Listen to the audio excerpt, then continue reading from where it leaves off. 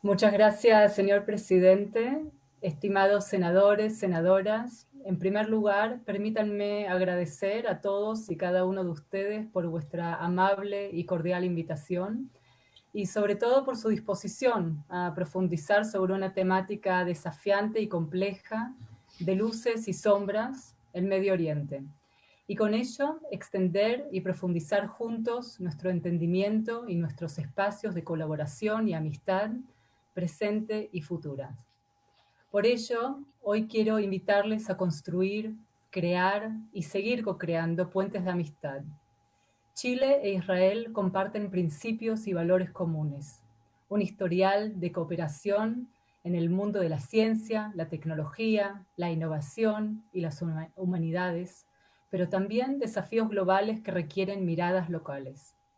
Mi propósito, desde que asumí este cargo y el de mis antecesores en estos 71 años de amistad, ha sido y será seguir profundizando esta importante relación, aportar desde nuestras fortalezas, aprender de las vuestras e impulsar el encuentro y el buen entendimiento, no solo entre dos naciones, sino entre dos pueblos. Permítanme empezar diciendo algo que necesita ser dicho, a pesar de que debería ser totalmente obvio, y es que el Estado de Israel quiere la paz y ha trabajado incansablemente por alcanzarla. Sí, somos un país pequeño, con sueños grandes. El sueño de los israelíes es el sueño de la paz. Un sueño que todavía no se ha completado, pero que en los últimos meses y semanas se está convirtiendo rápidamente en realidad. Yo tengo hijos pequeños, como probablemente algunos de ustedes o nietos, y me angustio pensando que ellos también van a tener que entrar al ejército para defender a mi país. No conozco ningún padre o ninguna madre israelí que sueñe con que sus hijos vayan a luchar y arriesguen sus vidas. Estamos dispuestos a pagar un enorme precio por la paz, como ya lo demostramos en innumerables ocasiones. Renunciamos a la península de Sinaí y al sur del Líbano, nos reiteramos unilateralmente de Gaza y del norte de Samaria y evacuamos más de 10.000 israelíes de sus hogares. Ya lo dijo Shimon Peres, nuestro expresidente, que en paz descanse, con ocasión de la firma de los acuerdos de Oslo en 1993. Lo que estamos haciendo hoy es más que firmar un acuerdo, es una revolución. Ayer un sueño, hoy un compromiso. La historia de Israel ha estado marcada por esta búsqueda incesable de la paz, incluso en los días de mayor efervescencia nacional, cuando se creó el Estado y la Declaración de Independencia consagró un principio revolucionario para ese contexto. Y cito: extendemos nuestra mano a todos los estados vecinos y a sus pueblos en una oferta de paz y buena vecindad, y los exhortamos a establecer vínculos de cooperación y ayuda mutua con el pueblo judío soberano asentado en su tierra. El Estado de Israel está dispuesto a realizar su parte en el esfuerzo común por el progreso de todo el Medio Oriente. Y fue precisamente ese mismo espíritu los que nos llevó en los últimos meses a dar una nueva muestra categórica de nuestro compromiso con la paz. Alcanzamos y firmamos acuerdos históricos con los Emiratos Árabes Unidos, Bahrein, Sudán y recientemente Marruecos. Acuerdos que vienen a engrosar la lista de tratados de paz que firmamos en el pasado con Jordania y Egipto. Con estos acuerdos y el nuevo ambiente que se respira en la región, comienza a fraguarse el sueño del gran Shimon Peres, Premio Nobel de la Paz, de un nuevo Medio Oriente, un Medio Oriente unido por la cooperación y la empatía. Y si bien estamos en las etapas iniciales de este sueño, hay que seguir soñando en grande, sin perder de vista el presente, un presente pleno de fragilidades y esperanzas compartidas, pensando que la única realidad posible es la paz y la solidaridad entre los pueblos. Estos acuerdos marcan un nuevo paradigma que simboliza la elección de un futuro mejor sobre el pasado, de acuerdo sobre el conflicto y de esperanza sobre la desesperación. Son un marco de cooperación abierto y en expansión, y todos los pueblos de la región están invitados a unirse a ellos. Los acuerdos de Abraham no vienen a expensa de los palestinos, es todo lo contrario, son una oportunidad que los palestinos están dejando perder. Y como israelí, tengo la esperanza que sigamos firmando acuerdos de paz en los próximos meses, ojalá en las próximas semanas, con todos nuestros vecinos de la región.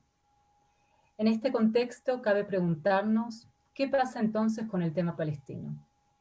Para poder responder esta pregunta, permítanme, y con el permiso de cada uno y una de los miembros de esta comisión, desmitificar dos puntos que a mi juicio son fundamentales para profundizar en la situación. El primero es que en muchos de los espacios políticos se ha tratado tradicionalmente el conflicto palestino-israelí como singular en el Medio Oriente. El conflicto palestino-israelí fuera la raíz de los problemas de la región, intentando plantear que hasta que no se resuelva este conflicto, nada avanzará. De esta forma se ha instalado una política perversa, según la cual el mundo árabe tendría una prohibición de avanzar en la normalización de relaciones con Israel hasta que se resuelva el tema palestino. Esta visión nunca fue correcta, pero hoy en día es incluso más claro que el eje ha estado puesto en el lugar equivocado. Al observar el Medio Oriente de hoy, lo que está pasando en Irak, Siria, Yemen, Libia y en otros países sumidos en guerras internas, queda claro que la delicada situación de la región no tiene relación ni con israelíes ni con palestinos. Y creo que es importante poner esto en contexto, porque incluso si logramos resolver el problema entre los palestinos e Israel, y espero que lo hagamos pronto, es iluso pensar que de repente las demás piezas se ordenarán mágicamente y fundarán un rompecabezas armónico y melódico. ¿Cambiaría la situación en Siria, en Líbano, en Yemen? La respuesta es no. El Medio Oriente del presente es una región inestable y golpeada, lo sabemos. Decenas de millones de personas, hombres, mujeres, niños y niñas, perdieron sus hogares y se han convertido en refugiados.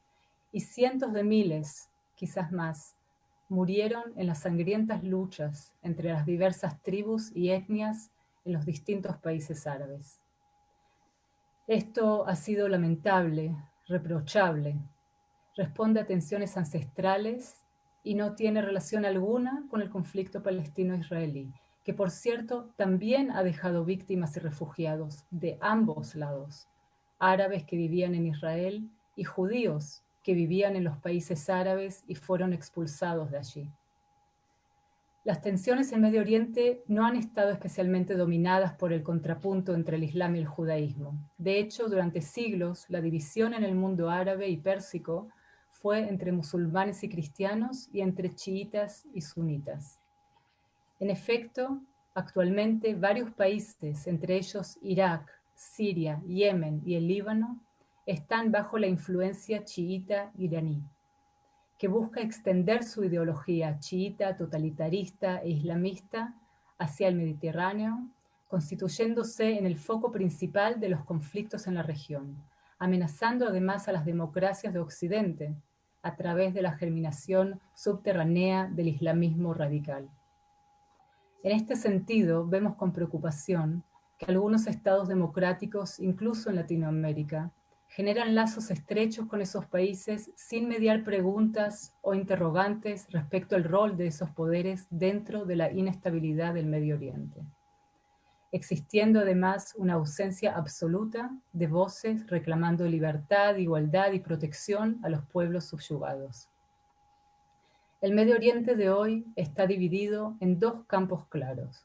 Uno que elige la paz, la cooperación, la prosperidad económica, la estabilidad regional y un futuro mejor para nuestros niños y niñas. Y el otro que está liderado por Irán y sus afiliados, que elige el camino de la violencia extrema, el odio y el terrorismo. En este contexto, puedo señalar que los diversos y complejos problemas de la región de Medio Oriente son los que están impidiendo una solución real al conflicto palestino-israelí. ¿Por qué menciono esto? Si observamos la región con una mirada comprensiva, podremos encontrar fuerzas extremistas, radicales y fanáticas impulsadas por Irán y sus aliados, como Hezbollah, Al-Qaeda y también el Estado Islámico, que desestabilizan la región y utilizan el terrorismo como lenguaje permanente, encontrando eco, y lo digo con preocupación, en una gran parte de la sociedad palestina, especialmente a través de Hamás y otros grupos considerados como terroristas por parte de la comunidad internacional en la Franja de Gaza. Allí, el liderazgo islamista prefiere utilizar los fondos de ayuda humanitaria para lanzar misiles contra la población israelí y construir túneles para cometer atentados terroristas en vez de construir hospitales y escuelas. Al respecto, en el 2016 se descubrió que Muhammad el-Halabi, quien ejercía como director de la rama de Gaza de la organización World Vision, era en realidad una figura importante en el brazo terrorista militar de Hamás. El-Halabi se habría aprovechado de su posición para desviar los fondos y recursos de la organización humanitaria en beneficio de las actividades militares y terroristas de Hamás. Tal descubrimiento derivó en que países como Australia suspendieran los fondos de ayuda para la organización en Gaza. Lamentablemente, los ciudadanos palestinos también son víctimas de sus líderes, no solo porque los recursos no son utilizados para su bienestar, sino porque sus minorías y sus grupos vulnerables como las mujeres, los activistas cristianos y la comunidad LGTBQ son víctimas de discriminación, violencia y odio por parte de las autoridades palestinas en Judea, Samaria y Gaza, como es el caso de Rami Anan, activista palestino por la paz en Gaza, quien permanece detenido por Hamás desde el 9 de abril de este año, solo por mantener una videollamada con activistas israelíes por la paz, y a quien organizaciones pro derechos humanos lo consideran un preso de conciencia y piden su liberación inmediata e incondicional. El terrorismo, lo sabemos, no hace distinciones, ni por raza, ni por religión, ni por origen. El 11 de marzo del 2016, alrededor de las 6 de la tarde, Abdulhamid Abu Srur, palestino proveniente del área de Belén, se inmoló dentro del bus número 12 en Jerusalén, encendiendo el bus completo en llamas e hiriendo a 21 personas, 2 de ellas en gravedad. Una de ellas es una compatriota chilena, Sharon Rafael, de 28 años, quien fue a Israel a cumplir su sueño de estudiar arquitectura. Sharon permaneció en coma por 2 semanas detrás del atentado. Fue sometida a múltiples cirugías y tratamientos intensivos contra las quemaduras que sufrió en un gran porcentaje de su cuerpo. Todo esto como parte de un largo proceso de recuperación. La historia de Sharon es una de miles, porque los israelíes vivimos con miedo constante a un ataque terrorista. Las sirenas suenan cada semana en la frontera con Gaza y los niños tienen 60 segundos para llegar a un refugio antiaéreo.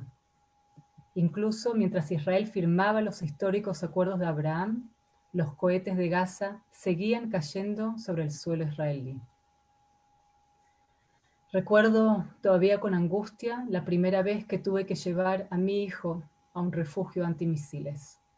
Estábamos de misión fuera del país y fuimos de visita a Tel Aviv con nuestro hijo de meses para que los amigos y familia extendida conocieran a nuestro primer hijo.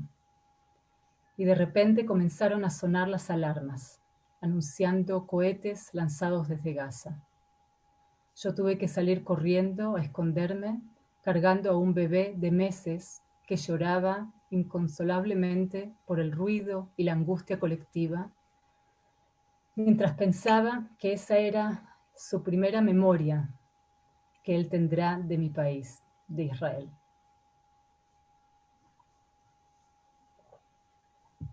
Hago una pausa aquí para enfatizar y condenar enérgicamente las afirmaciones de mi par palestino en este espacio del 14 de octubre de este año, cuando definió a los terroristas palestinos en las cárceles israelíes como lo mejor de los nuestros. Enaltecer el terrorismo es inaceptable, siempre, y lo mejor de los nuestros son los que se levantan cada día para construir un mundo mejor, y no para asesinar personas inocentes que no comulgan con las mismas ideas. Embajador, su afirmación no me sorprende.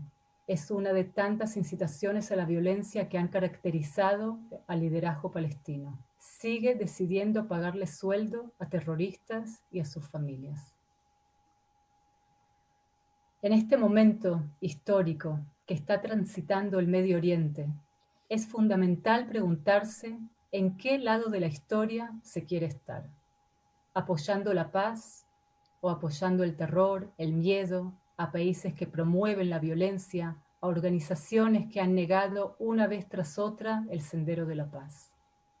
¿Queremos en definitiva promover la paz y la solución pacífica de los conflictos o promover la guerra, el odio y el terror? Y esto me lleva a desmitificar otra grave consigna. Se suele decir que la razón principal por la que no hay paz entre israelíes y palestinos es porque no hay un Estado palestino. Y la verdad es que esta afirmación no solo es falsa, sino que la respuesta apunta en el sentido contrario. La verdadera razón detrás del conflicto no radica en la creación de un Estado palestino. La verdadera razón detrás del conflicto es el rechazo por la dirigencia palestina al derecho de Israel a existir como un Estado democrático y judío. En efecto, lo sabemos, el liderazgo palestino durante décadas se ha negado a aceptar la legitimidad del Estado judío. ¿Cómo justifico esta hipótesis? La historia habla por sí misma. Si observan con detenimiento los intentos a lo largo de las décadas de resolver el conflicto entre palestinos e israelíes, verán que ha habido numerosos puntos en la historia del siglo XX y del siglo XXI donde el Estado palestino se puso sobre la mesa como una posibilidad real y concreta. Y en todas aquellas ocasiones los palestinos dijeron no. Es así como rechazaron la propuesta de la Comisión Peel del año 1937. Rechazaron la propuesta de partición de la ONU en 1947 y lanzaron la guerra contra los judíos. Rechazaron la propuesta del presidente Clinton en junio del 2000 en Camp David. Rechazaron la propuesta del primer ministro Olmert en 2008 e incluso rechazaron la propuesta de la administración americana que más apoyaba su causa, la del presidente Obama, en la primavera del 2014. Una propuesta que era existencialmente difícil para los israelíes. Y sin embargo, el primer ministro Benjamín Netanyahu accedió a negociar, mientras que el presidente de la Autoridad Palestina, Mahmoud Abbas, hizo lo mismo que en épocas anteriores. Dijo que debería consultar con sus hombres y nunca regresó. Y bajo este mismo patrón de conducta, ahora rechazaron el plan del siglo que propone la administración americana y que desde el principio se planteó que es solo un punto de partida, con el objetivo de comenzar un proceso de diálogo y negociación bilateral. Pero los liderazgos palestinos no estuvieron dispuestos ni siquiera a considerar la idea. Y más aún, se están enfrentando a la Liga Árabe por apoyar los esfuerzos de paz entre Israel con los países del Golfo. Todas estas negativas tienen un común denominador. Un compromiso definitivo con la paz obligaría a los líderes palestinos a reconocer el hecho de que los judíos estamos vinculados por razones históricas, nacionales y religiosas a esta tierra, por lo que estamos en ella en virtud de derechos y no como parte de alguna conspiración colonialista imperialista, como suelen declarar consignas que incitan al odio. Sí, también en latitudes chilenas, por desgracia. Lamento revelarles, estimadas senadoras, senadores, que más de lo que el liderazgo palestino busca una solución, busca sentar a Israel en el banco de los acusados. Más de lo que quiere un Estado propio para su pueblo, pretende inculpar al nuestro. Desde lo más profundo de su filosofía política, el etos que pretende inculcar el liderazgo palestino a su pueblo es un etos por la negativa. Hagamos un poco de historia. El artículo 20 de la Convención Nacional Palestina, el documento de la fundación de la OLP, la Organización para la Liberación de Palestina, dice, textual, la Declaración Balfour, en paréntesis, se refieren al documento del gobierno británico del 1917 que reconoce el derecho del pueblo judío a restablecer la soberanía sobre el hogar nacional. Sigo. La declaración Balfour y la redacción del mandato y lo que deriva de esos se consideran nulos. Las afirmaciones de la conexión histórica o espiritual judía con Palestina son incompatibles con las verdades históricas. Y sigue. El judaísmo como religión celestial no es una nacionalidad con una realidad independiente. Por lo tanto, los judíos no son un solo pueblo, sino ciudadanos de los países en donde ellos viven. Este artículo de la Convención Nacional Palestina nunca se ha modificado. Así, para los liderazgos palestinos, los judíos no somos un pueblo, sino solamente una religión, y por lo tanto no tenemos derecho a nuestra propia tierra. Más aún, en la Carta Fundacional de Hamás, quien gobierna Gaza desde el 2007, no solo no se reconoce al Estado de Israel, sino se rechaza de plano toda iniciativa de paz y se proclama la violencia como única solución, tal como dice el artículo 13 que cito a continuación. Las iniciativas de paz y las llamadas soluciones pacíficas y conferencias internacionales contradicen los principios del movimiento de resistencia islámica. Estas conferencias no son más que un medio para designar infieles como árbitros en las tierras del Islam. No existe ninguna solución al problema palestino sino por medio de la yihad. Les recuerdo que yihad significa en el Islam guerra santa contra los infieles.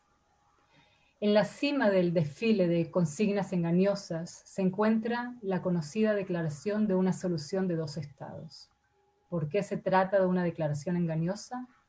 Porque esta afirmación tiene una continuación que los liderazgos palestinos se empeñan en ocultar. ¿Dos estados? Sí, pero para dos pueblos, incluido el pueblo judío. No se puede llegar a un compromiso si no se reconoce la identidad y la existencia de la otra parte. Si bien reconocimos que había un movimiento nacional palestino en el otro lado, nunca nos reconocieron como un pueblo con un movimiento nacional legítimo. Pero no se necesita recurrir a cláusulas escritas para entender la posición palestina. Pueden escuchar al Mahmoud Abbas, el presidente de la Autoridad Palestina, quien en marzo del 2014 y en reiteradas ocasiones después declaró: no hay posibilidad de que reconozca un Estado judío. Si no existe tal reconocimiento, el conflicto nunca terminará y las conversaciones sobre el proceso de paz y dos estados estarán vaciadas de contenido y, lo que es más lamentable aún, de esperanza. Quisiera finalizar como empecé mi intervención, reiterando nuestro compromiso con la paz, el diálogo fraterno, con la solidaridad, con la búsqueda de soluciones innovadoras con impacto ciudadano, en un mundo que requiere más que nunca crear y recrear las grandes preguntas del futuro, en un presente incierto y frágil, pero luminoso al final del camino. Con ese mismo espíritu, y a pesar de las dificultades de hoy, seguimos colaborando con el pueblo palestino, llevando ayuda en tiempos de pandemia y de crisis, compartiendo conocimiento e insumos al servicio de las generaciones presentes y futuras.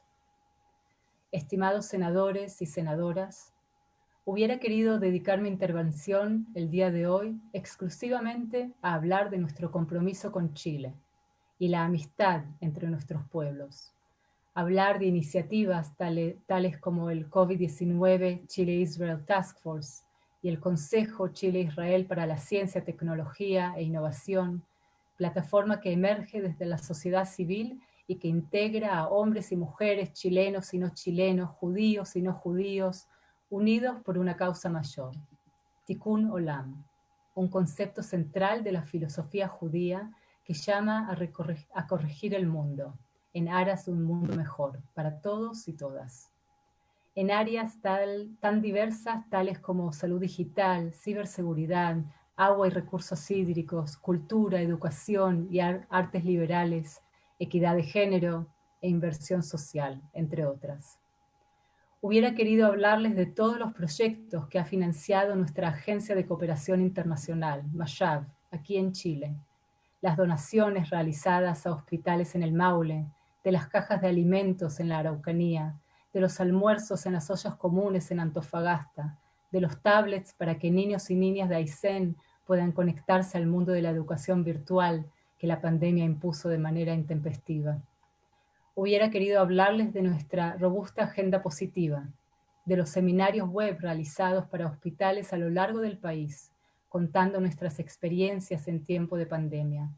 Hablarles de los adultos mayores del Hogar de Cristo, que recibieron servicios de telemedicina de Israel. Hubiera querido hablarles de ello y mucho más, pero desafortunadamente los esfuerzos de algunos pocos de importar el conflicto palestino-israelí a Chile ensombrecen y nublan estas acciones de paz y solidaridad, de empatía y cooperación, de entendimiento y diálogo. Por ello, reitero mi mayor disposición, y por mi intermedio el del Estado de Israel y su pueblo, a seguir construyendo caminos de diálogo, de tolerancia, de paz y de esperanza.